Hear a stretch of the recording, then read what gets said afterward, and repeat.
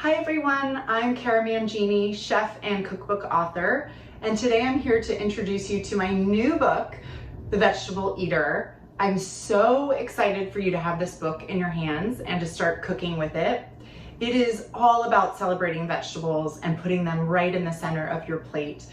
I found when I was first talking about and promoting and teaching and talking about my first book, The Vegetable Butcher, which was really all about how to select and prep and prepare all kinds of vegetables. The thing I kept hearing over and over again was, okay, but what do I make for dinner? And so I think as people come to vegetable-based eating for all different reasons, I think we all could still use a little bit of help figuring out, how do I use vegetables to compose a meal? This is not a meal made up of all sides. These are super delicious, super abundant, really satisfying meals that everyone at the table will love. So I want to start cooking with you. I'm going to demo some recipes today. Really, I pulled some recipes that I think are some of the more straightforward or simpler weeknight meals. This book really is here to help you celebrate all the moments of your life throughout the year. So it's designed to really provide recipes for those random Tuesday and Wednesday nights when you're just trying to get dinner on the table, as well as when you're cooking for friends on the weekend, or you want more of a Sunday project, or when you are celebrating a special occasion.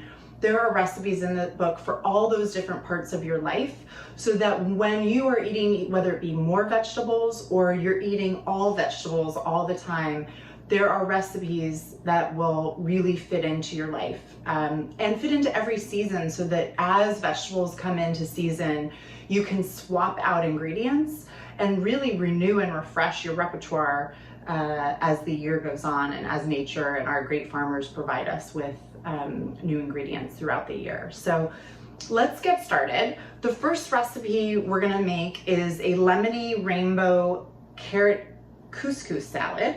And this is really simple. This is one that you can do for a simple lunch or dinner. I love using couscous because it comes together really easily. It cooks in about 5 minutes, and then you just need to fluff it with a fork.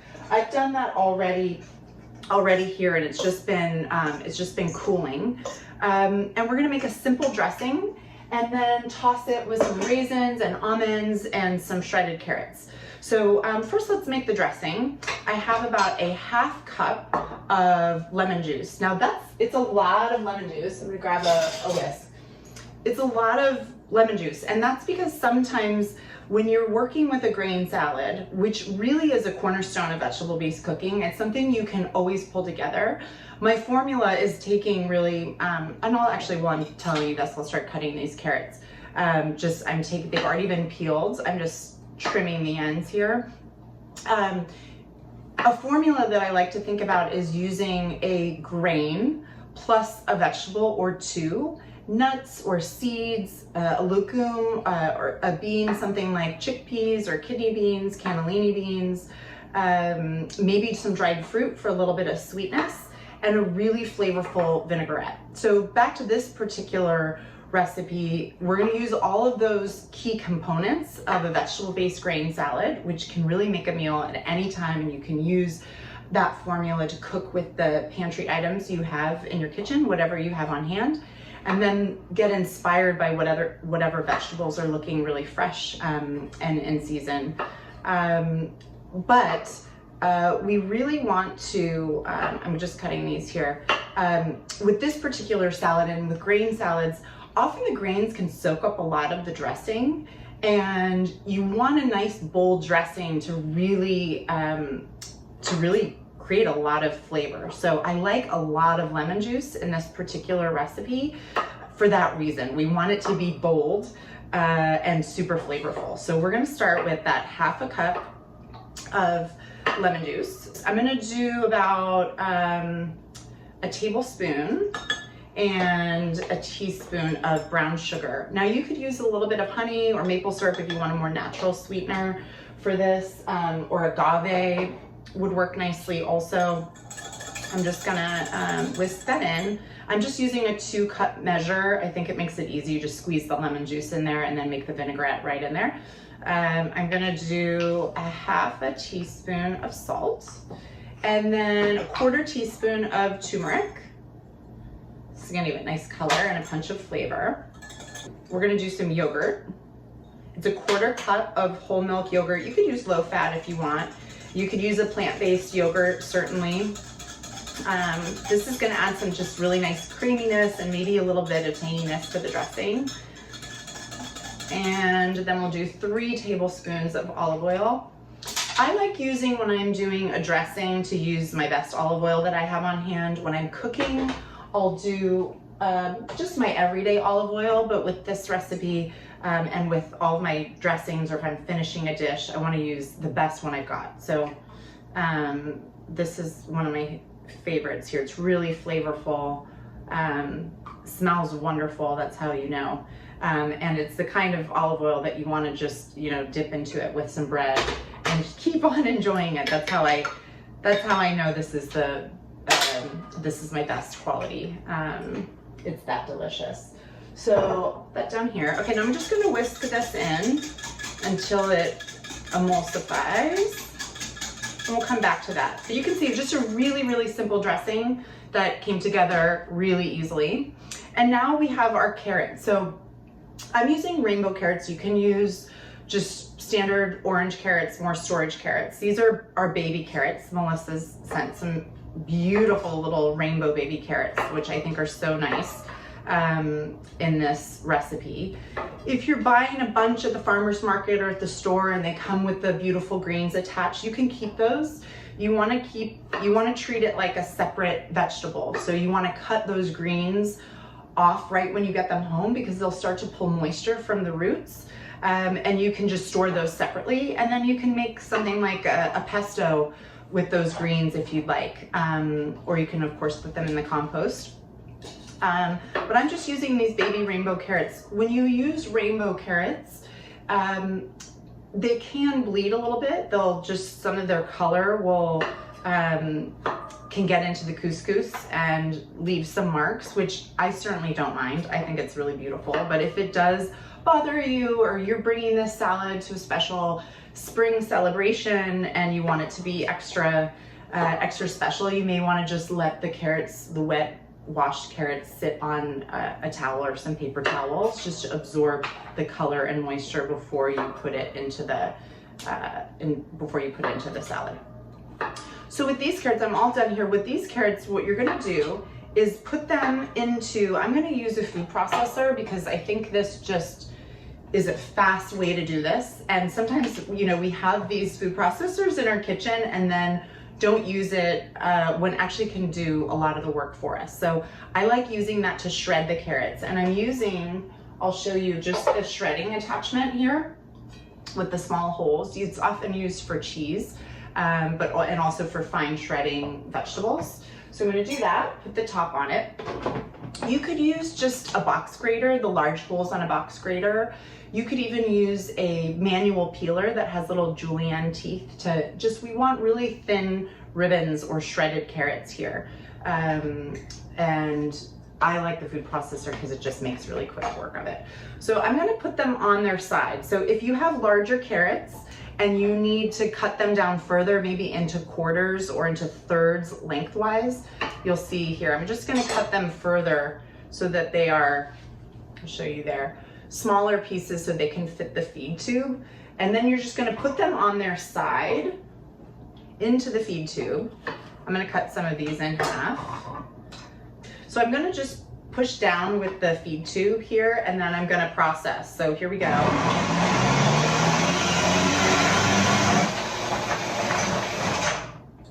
And I'll go through all of these, but you can see here that we have these wonderful,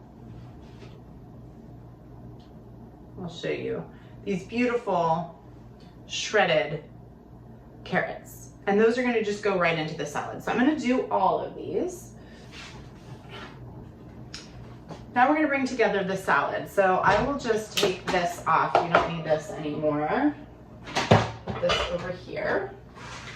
Okay, I have a bowl of couscous. I'm gonna dress it with that dressing. Stir up the couscous. You always wanna just fluff it with a fork to separate. Okay, you wanna stir this dressing again.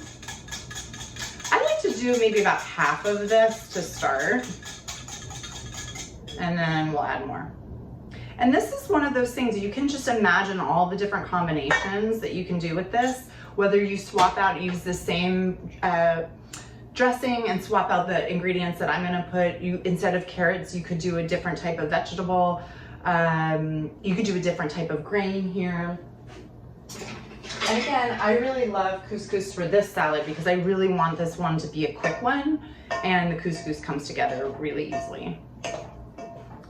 Okay, so I want to get a good base where I have this dressing really soak through into the couscous and flavor it.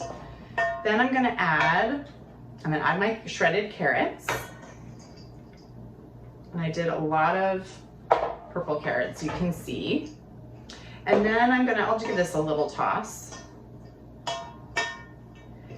And I like, you know, for there to be a lot of vegetables, you know, I want a little more vegetable than I want grain, because I want the salad to be all about the vegetables, the flavor, the texture. We want them to shine. So there's a good amount of carrots here for the amount of couscous. I'm adding about a half a cup of scallion. I cut these already, just nice and thin. I'm doing 3/4 of a cup of raisins. You could do a different type of dried fruit. I like dried fruit in these type of salads, and honestly, in most salads, just for a little bit of sweetness. I think it just makes all of my salads extra delicious and kind of an unexpected little note of sweetness. So to balance out the vinegar and maybe the earthy notes and the sweetness in the carrots, it really complements that. So I really like that. You could do dried cranberries, I think would be nice in here, dried cherries. I'm gonna do a half a cup of sliced almonds, toasted. It's always really important to pre-toast your nuts and let them cool. If you don't have time, it's okay, but it really brings out that nutty aroma. So half a cup of those. I'm gonna just toss this together. And then I'm going to use all the dressing. Again, couscous soaks up a lot of dressing, so you really want to make sure that you are generous with this. And if you're going to do, maybe make this ahead and plan to bring this for a week of lunches, you can reserve a little bit of dressing and then add it as you go. If you wanted to do that, that would be totally fine. You could also maybe refresh with some fresh lemon juice throughout the week if you're, again, making it ahead. But if you're making this to serve within the next couple days, you know, either tonight or in the next couple days, you can really just dress it all. And then you'll want to adjust to taste. You can add a little bit of black pepper. I'm going to season it with just a little more salt because I know it's just going to maybe need a little bit. And then that's it. I'm going to transfer it to a beautiful platter here so that you can see it.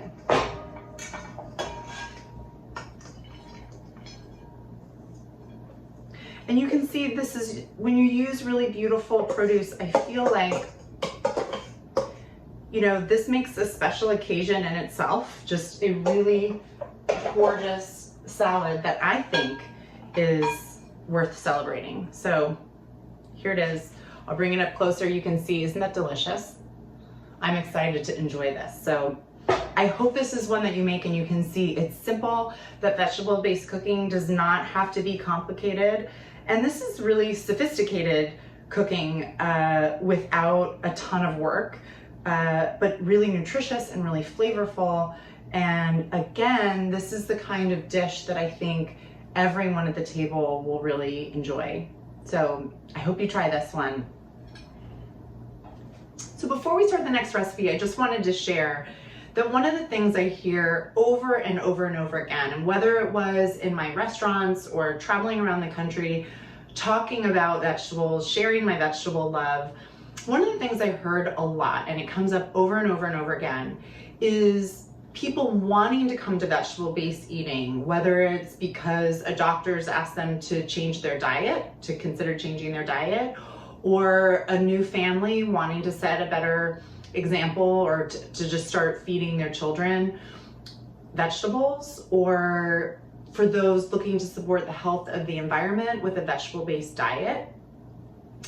There's real concern around, will I be satisfied?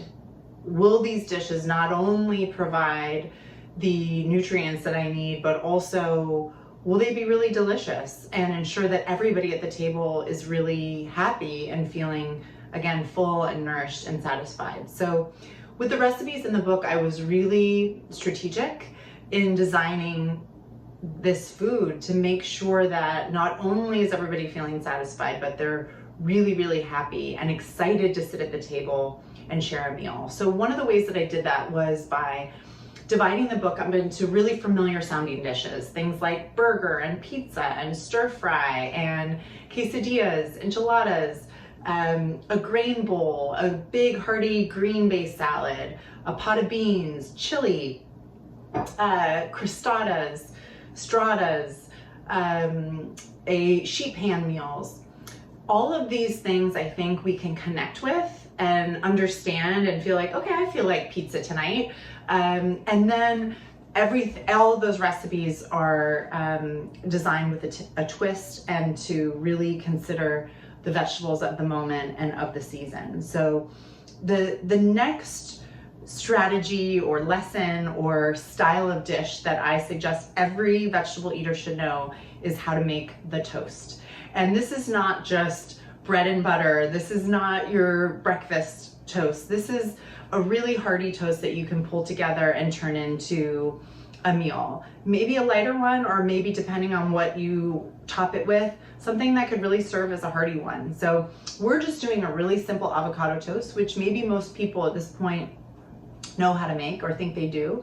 But I think that you can really elevate the simple, just smashed avocado on bread and turn it into something that's more balanced and hearty and satisfying with some really simple additions. And again, this is something that you can make ahead, and then when you're ready to make that simple avocado toast, you have this little extra something that will really elevate the standard toast. So we're gonna make a avocado toast with turmeric nut seed mix.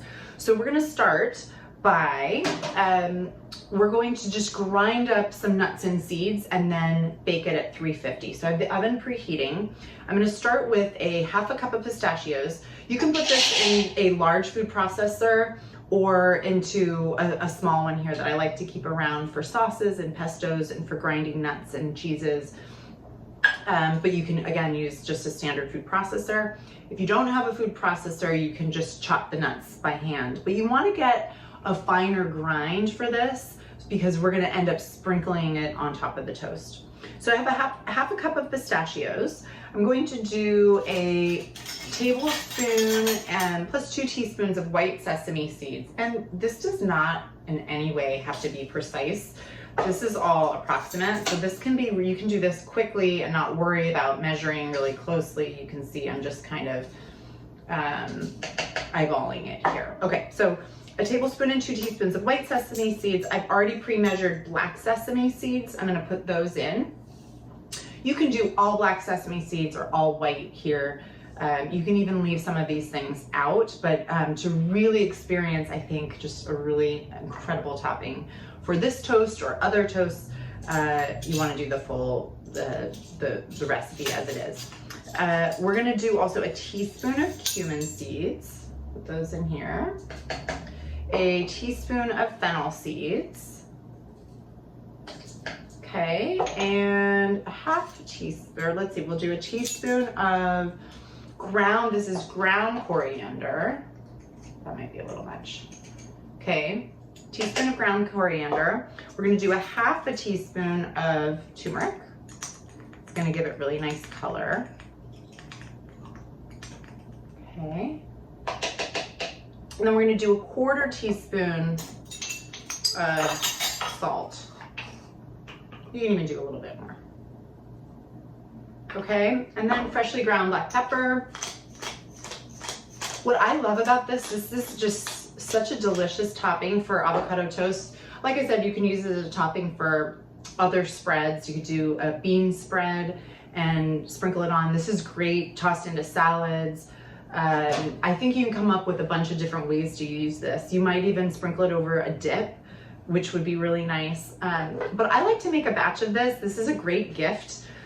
Put it in a jar and share it with a friend, because when you taste it and realize just all the different uses for it, and really just how to take something so basic and standard like an avocado toast and make it so incredible when you didn't even know you could get it any better. So this is one that you can use to turn the simple avocado toast into a meal. So I'm gonna grind this up. Sorry, I know that's not the best.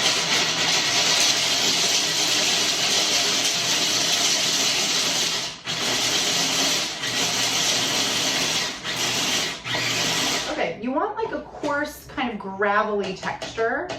You don't want to go too fine because you want to get a little bit, you want that texture of the pistachios in the topping. And I'm going to add a little more pepper. Okay, now I'm going to spread this out onto a sheet tray and then just bake it in the oven for like 5 to 7 minutes. We just want it to get, I'll show you how fine I did this.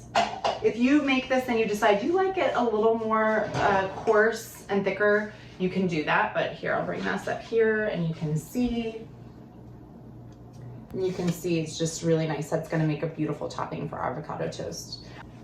Okay, so we're ready to make our avocado toast. The nut seed mix has come out of the oven and cooled. I can't tell you how incredible this smells. It is so fragrant in this kitchen. But I wanted to just make sure it cools nicely. Once it's completely cool, you can store this for weeks in an airtight jar or any kind of container that's airtight. You can keep it in the fridge or leave it out. If you leave it in the fridge, it'll last a little bit longer. But this is one that you can keep around and just make avocado toast and turn it into a meal anytime you feel like it. So I highly recommend this one. We're gonna assemble the toast now. So first, just to show you, we want to cut our avocado in half. Okay, go all around the pit here, and then twist so that I have 2 halves. You can scoop out the flesh on one side. I'm just putting it right in, just go right under between the flesh and the skin to get this all out. And then on this side, you can hold this down. You want to really carefully get your knife into the pit and just loosely twist, okay? You want to be really careful. You can always use a towel underneath, I'll show you this, to protect your hand, like this, just to protect your hand as you're twisting. And then the pit should come out right here in your knife. And I'll use the towel also just to take that out, and then just card, of course, the pit. And then again, I want to just put my fork between the flesh and the skin, get everything out. And then we're going to use just the back of the fork to smash this and really break it down. I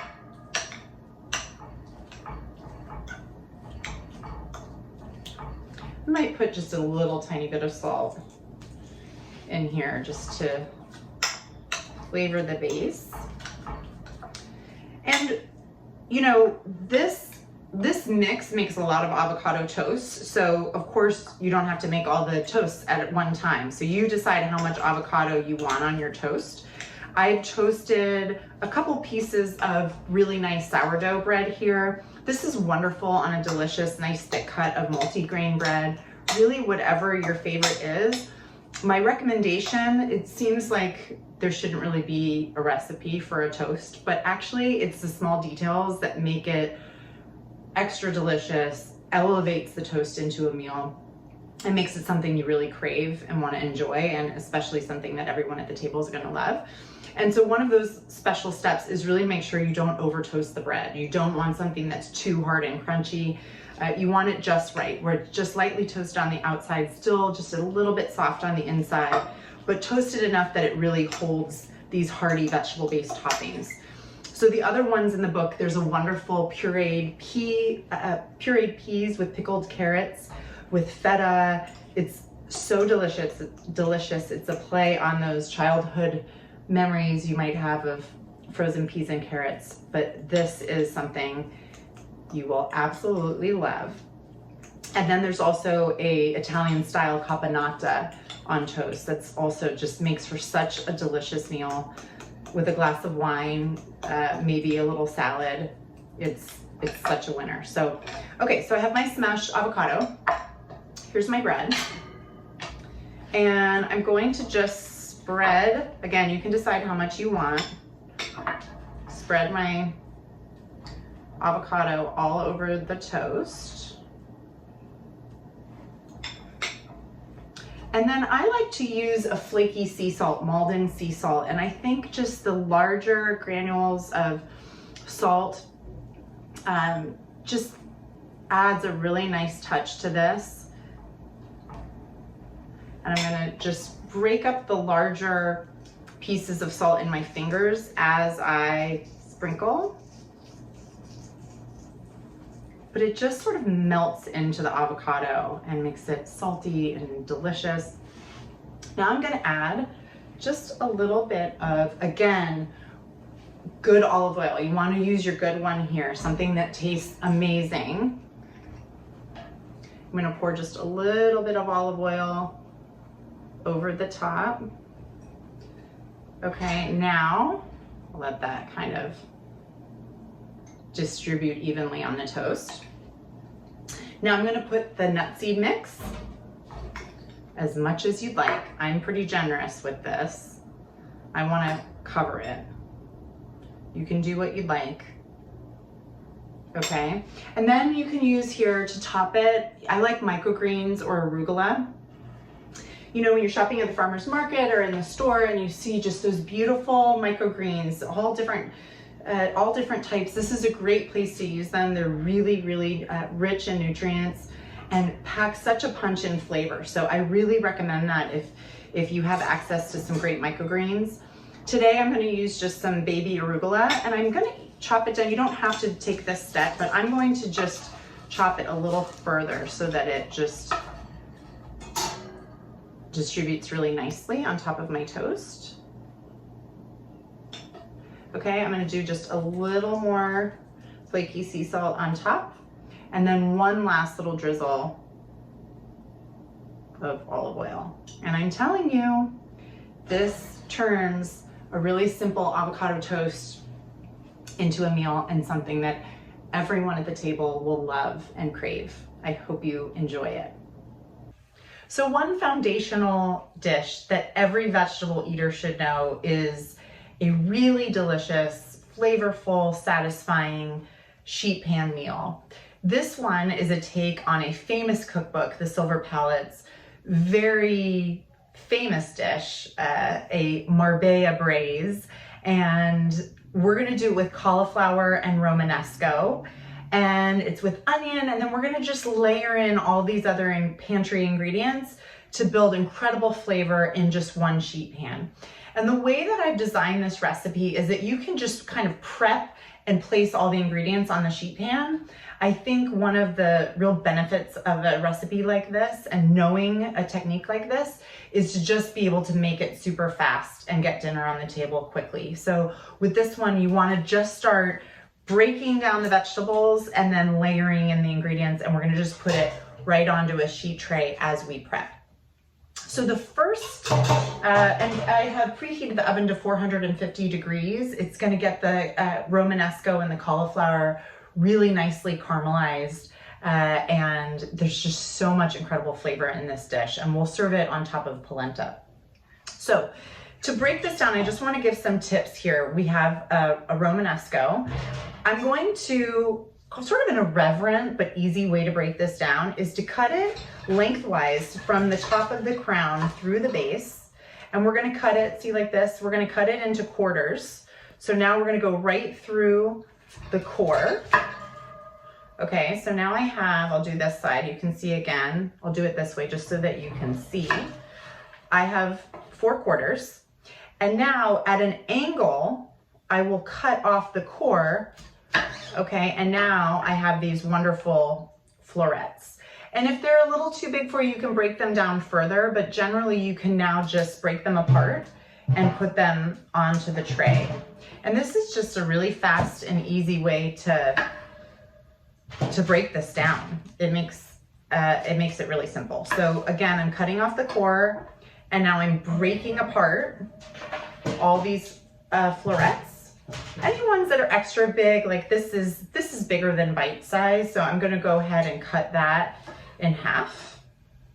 And then again, with this quartering technique, you're going to cut at an angle to remove the core. See, I cut the core off in just one piece like this. And then now I'm breaking apart the quarter into bite-sized florets right onto the sheet tray. And anything that's too big, I'll go ahead and break it down. So this is a really big floret. I'm gonna break that in half. And you can even, if you want to cut even further, you can even go into quarters there, okay? But you want them about the same size. And one more time, you see I'm gonna go at an angle to remove the core in one piece. And then again, this one's a little big. I'm gonna cut that one in half. And then the other ones I can just break apart with my hands and place them directly onto the sheet tray. Now we're using 2 pounds. You can use 2 pounds of all Romanesco or all cauliflower. And that's really like a large head. I'm using kind of a medium-sized head of Romanesco and a half of a small head of cauliflower. So again, I have a half here. I'm gonna cut this in half. I'll do it this way so you can see right through the core. And now you can do the same technique with cauliflower. I'm gonna cut the core off in one piece. And now I can break apart the florets into smaller pieces. Any large ones like this one, I'll break down further into a bite-sized piece. This one was a little big also. Okay, and last time, cut at an angle, break apart the florets, and we'll cut any ones that are not in bite-sized pieces in half a little further, okay? Okay, now, so that's 2 pounds of cauliflower and or Romanesco. I'm gonna clean this up. I love this recipe because it is incredibly flavorful and it just feels really satisfying as you're making this dish because it just feels easy. And then when you have it in the oven and it just smells so delicious, it's one that you just feel really proud of. And it doesn't feel like it should have as much flavor as it does for taking as little time and as little of your energy as it does. So this is such a good one. I hope you enjoy it. I have a medium yellow onion here. I'm going to cut the ends, stand it on its whitest flat end and peel it. Okay, and then I'm just gonna slice this. This is really easy. This is not diced, which can take a little longer, sometimes feel a little more overwhelming, but we are going to just, we're gonna just cut this into slices. I like to do straight slices instead of half moons. Okay. And again, this is going to go just straight onto the pan here and just really scatter them all over the sheet tray. And we'll cut the other half. Again, straight slices. If you want to cut them into half moons, you can do that, but you just want nice thin slices of onion. Okay, I'm going to scatter them on top. And I'll show you what this looks like just so you can see so far. This is just, again, pretty straightforward. We just have our Romanesco and cauliflower and our sliced onions. And now we're gonna do 3 large cloves of garlic. I'm just gonna, I've already separated them. I'm gonna just smash them. Okay, to remove the skin. We'll do that. It doesn't have to be so loud for you. Okay. I'm going to remove the skins. I'll just trim and slice them in half. Now you can slice these, you can slice them, let's see, thinly if you want, or you can just do big, large pieces. I want to see what I actually do. Yeah, you can do either one. So I'll do one as a large clove. In the recipe, I do tell you to thinly slice it. If you're short on time, you can just go ahead and smash them and cut it in half, and you'll just have some nice pieces of roasted garlic. If you want the garlic to kind of infuse the whole dish, you can just slice it really thin. I'll do that with the remaining just so you can see both options. So this is just really thinly sliced garlic. Okay, I'll scatter this all over. And again, really thinly sliced garlic. Okay, and I'm going to scatter that. Now, this is optional. I like just a little hint of heat, and I'm not someone who likes a lot of spice. If you do, you can use a serrano pepper. You can add a little bit of the seeds if you want a real kick to it.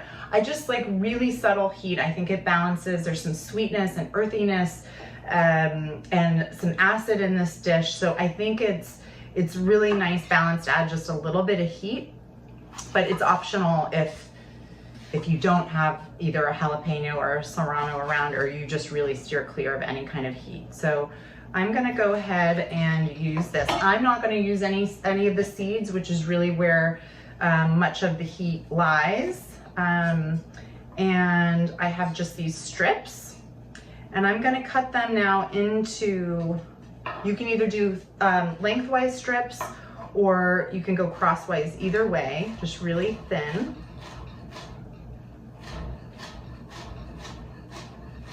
Or you can dice it. You can go either way. I'm gonna just, for the sake of time right now, just do really thin little strips. Okay, and I'll put this right onto the pan. And then, okay, then I'll go ahead and do bay leaves. We're gonna throw a couple bay leaves on. We'll scatter 2 tablespoons of brown sugar right on top.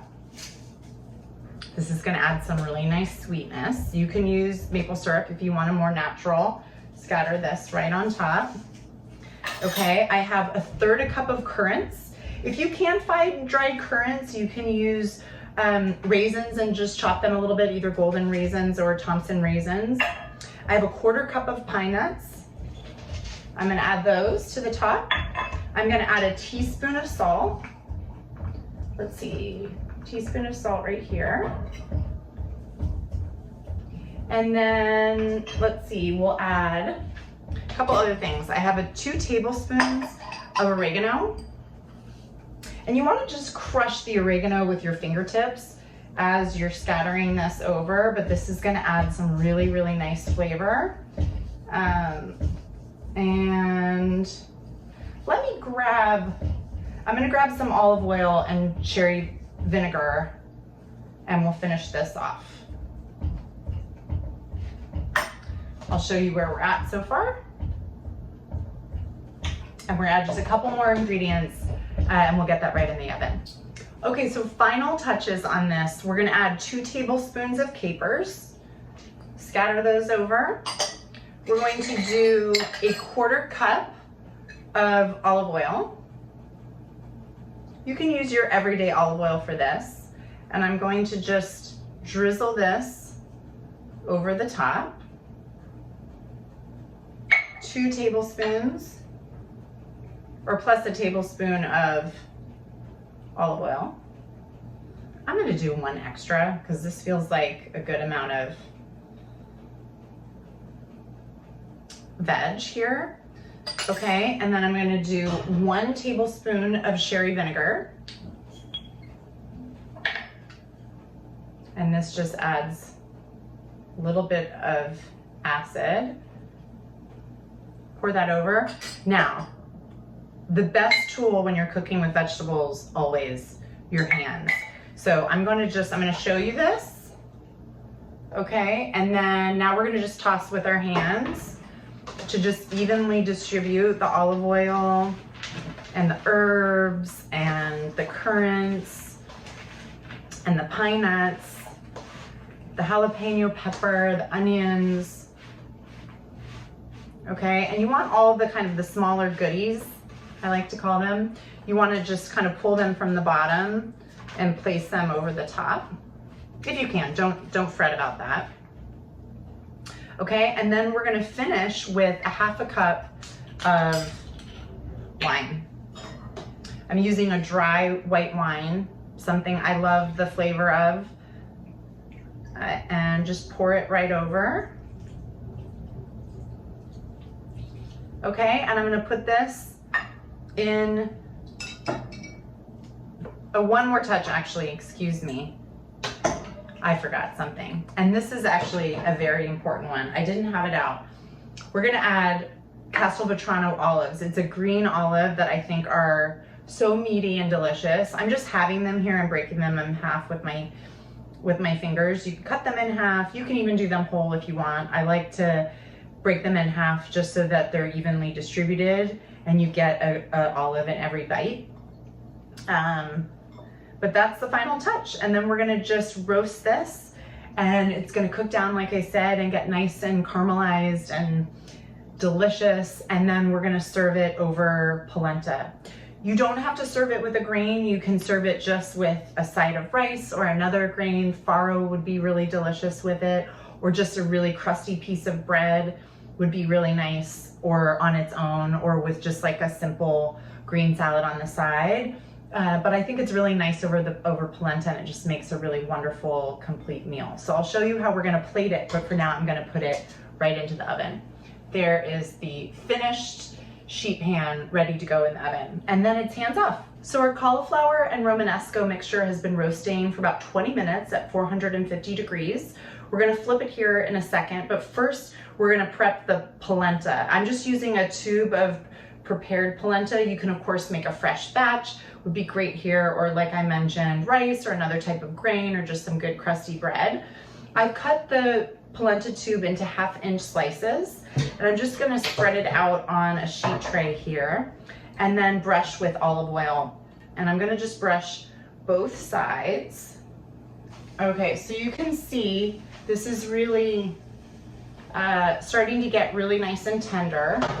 I'm gonna place this on the top rack. Okay, and I'm just tossing so this gets all evenly distributed. It's really, really nice. Okay, and we're gonna put it back in and let it cook down further. We'll be back together as soon as this is ready to plate. Okay, so the Romanesco just came out of the oven. It smells so incredible. I'm going to just plate a couple pieces. You can do 2 or 3 little rounds of polenta here. I might actually do 3 for this. We'll make this a really hearty portion. You just want to pull all these caramelized, oh my goodness, the caramelized bits and pieces from the bottom of the pan and just toss this together. I'm going to just pile this on. And you can get some good pieces of cauliflower and Romanesco, and you want to make sure that you get plenty of the little bits. The caramelized onion, the currants, the olives, capers, pine nuts. It's so extraordinary. And that's it. Thank you so much for cooking with me today from the Vegetable Eater Cookbook. I hope you love these recipes and so many more from the book as much as I do.